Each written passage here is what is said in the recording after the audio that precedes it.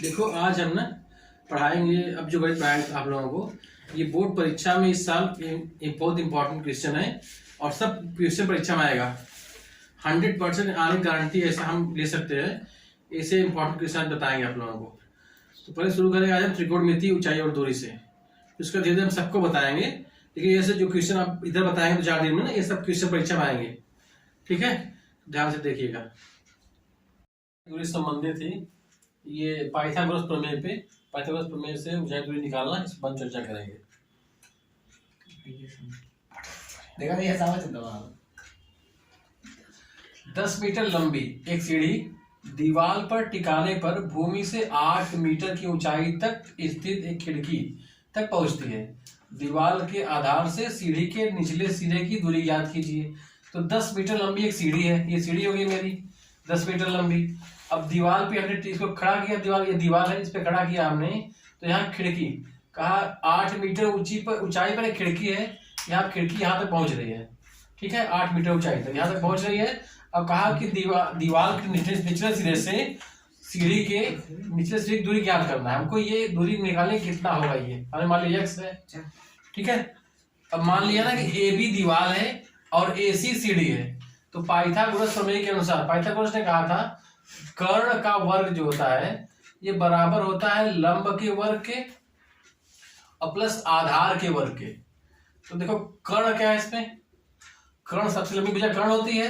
ये कर्ण है, ये लंब और ये आधार। हमको आधार निकालना है, तो आधार हमको निकालना है। हम आधार इधर लाए अगर हम, तो आधार का वर्ग जो होता है ये बराबर हो जाएगा कर्ण का वर्ग माइनस लंब का वर्ग।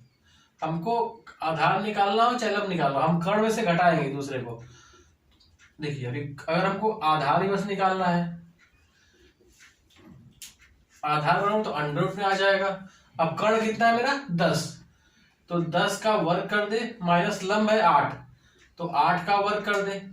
तो 10 का घाते 2 मतलब 10 का 10 में 2 बार गुणा, तो 10 10 में 100। अब 8 का 8 में 2 बार गुणा, 8 गुणे 8 64, घटा दिया हमने 36 आया। अब इसका वर्गमूल निकाल दे तो 6 6 2 बार हो जाएगा, एक तो 6 बाहर आ जाएगा, मतलब ये 6 मीटर दूर है आधार इसका। तो ये आपका आंसर है। देखो 10 मीटर ऊंचे भवन के शिखर से, पहले 10 मीटर ऊंचे भवन बना दिया हमने।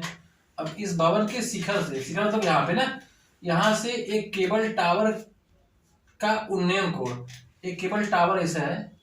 अब इसके शिखर का उन्नयन कोण यहां से 60 डिग्री,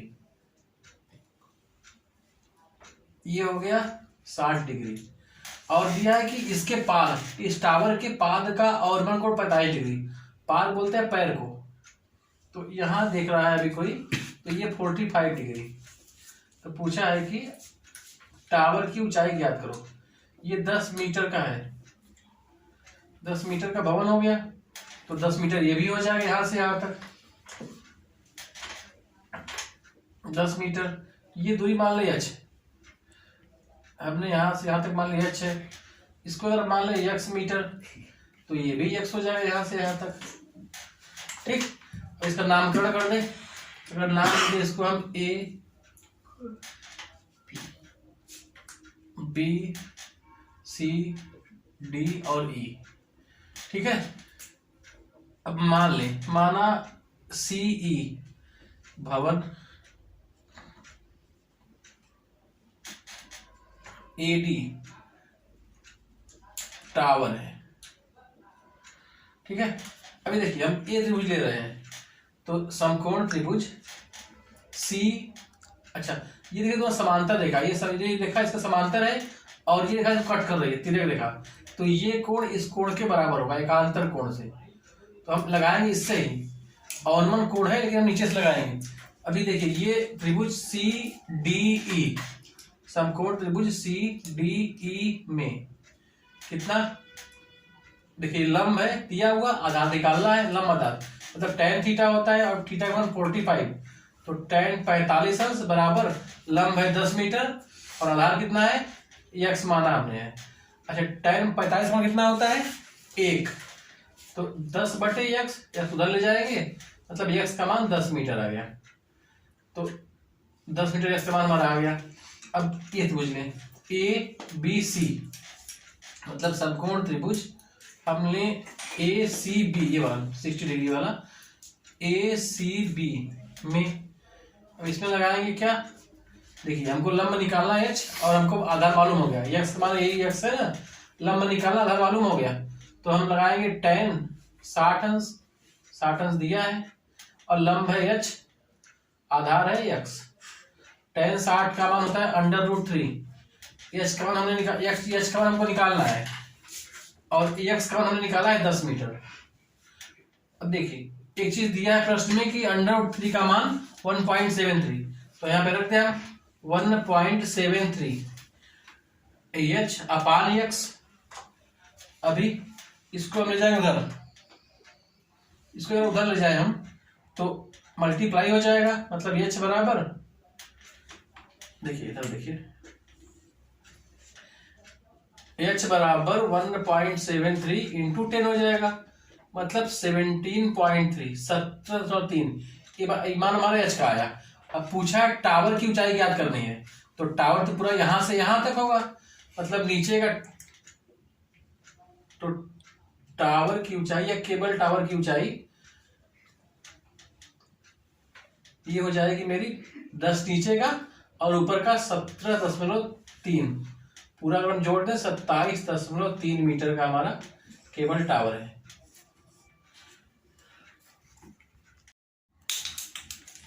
एक मीनार की ऊंचाई 20 मीटर तथा जमीन पर बनी उसकी छाया की लंबाई 20√3 मीटर है। मीनार का उद्यम कोण ज्ञात कीजिए। देखो एक मीनार है, इसकी ऊंचाई दिया है 20 मीटर। हमने मीनार बना लिया, मान लिया ये भी मीनार हो गई हमारी।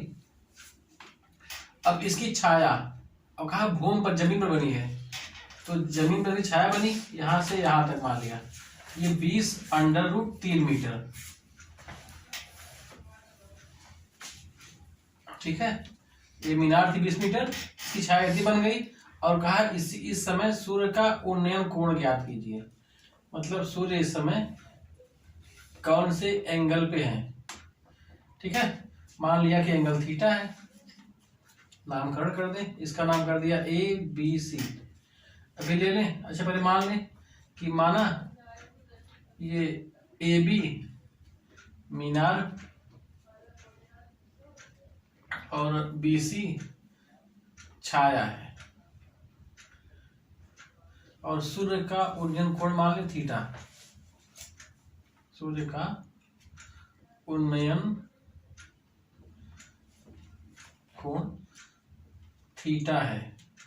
अभी देखिए इसमें लंब दिया आधार दिया, तो लंब आधार में tan का संबंध होता है, हम लगा दे tan थीटा बराबर लंब बटे आधार। लंब दिया है 20 और आधार दिया है 20√3।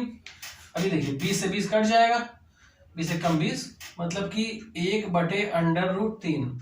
अब tan थीटा में 1/√3 किसका मान होता है बताइए, तो ये होता है tan 30 अंश का मान, ठीक है। तो tan से tan कट कर सकते हैं, थीटा का मान मेरा आ जाएगा 30 अंश। ये हो गया मेरा उत्तर। तो बात भी नहीं रहे। देखो मीनार की ऊंचाई तथा जमीन पर बनी उसकी छाया की लंबाई बराबर है। एक मीनार की ऊंचाई और छाया की लंबाई दोनों बराबर है, तो सूर्य का उन्नयन कोण ज्ञात कीजिए। देखिए हमारे, देखिए मेरा मीनार मान लिया AB मीनार है और BC है इसकी परछाई है, और सूर्य का उन्नयन कोण को थीटा निकालना है, सूर्य का उन्नयन कोण। तो हम कितना माने इसको, मान ले इसका h है ऊंचाई। तो अभी कहा ऊंचाई जो मीनार की है वही छाया की लंबाई है, दोनों बराबर है, तो ये भी h मीटर हो जाएगी। अगर h ये है तो h ये भी हो जाएगी, दोनों बराबर है। अभी हमने मान लिया कि AB मीनार है और BC छाया है और कोण उन्नयन कोण सूर्य का थीटा है। तो tan, देखो लंब है आधार है, तो tan थीटा लगाएंगे और tan थीटा होता है लंब बटे आधार। लंब कितना है h है और आधार कितना है वो भी h है, तो h से कट जाएगा, कितना आएगा 1। तो tan थीटा में 1 जो होता है tan 45 का मान होता है, ठीक है। तो tan कट गया, थीटा का मान 45 डिग्री। कितनी सिंपल सवाल। सेक थीटा बराबर 2 है तो थीटा बराबर क्या होगा। अभी सेक थीटा में किसका मान 2 होता है हमको नहीं पता। तो सेक देखो सेक क्या होता है, सेक कास का उल्टा होता है।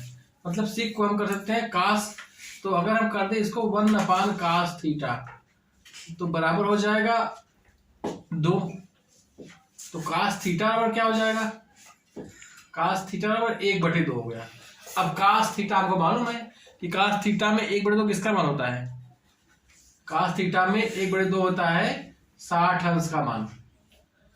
तो कास 60 अंश मतलब थीटा बराबर 60 अंश आ जाएगा। देखो इतनी सरल सवाल है। सेक बस कास का उल्टा, हमको साइन कास मालूम है। अगर साइन कास का हमको 30, 45, 60 ये तीनों मान हमने याद कर लिया तो हम सबका मान निकाल सकते हैं पूरे त्रिकोणमिति में। इतनी आसान चीज है। अभी देखो ये कास थीटा साइन थीटा बराबर है तो सेक थीटा क्या होगा, ये भी सिंपल सी बात है। कास थीटा साइन थीटा किससे बराबर होता है, तो हमने कहा था 30, 45, 60 तीन मान याद करना है। तो साइन 45 का मान कितना होता है 1/√2 और कास 45 का मान होता है 1/√2, दोनों मान सेम होता है ना। तो साइन थीटा कास जब बराबर है तो थीटा का मान होता है 45 डिग्री। अब थीटा 45 डिग्री है तो सेक थीटा पूछा है, मतलब सेक क्या कास का उल्टा होता है।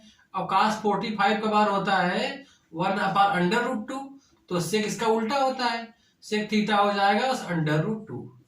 सिंपल सी बात है। ये देखो 3 cot a बराबर 4 तो सेक a पूछा है। अब देखो cot a दिया है, cot a बराबर हम 4 देखो 3 है इधर, इसको इधर लाएंगे बराबर के, इधर मल्टी इंटू में है इधर आएगा बटे में हो जाएगा। तो 4/3 ये cot a आ गया।